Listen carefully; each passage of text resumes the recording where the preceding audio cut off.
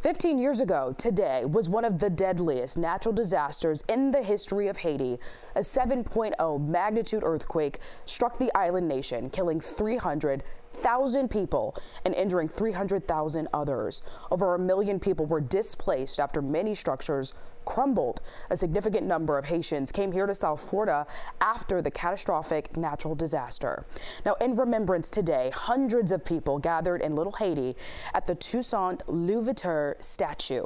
Members of the community from Miami-Dade and Broward counties marched, remembering those who were lost and those who survived.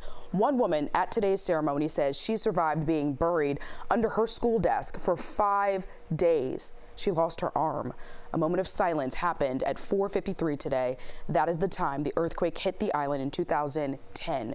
We will have much more on this ceremony tonight on CBS News Miami at 11.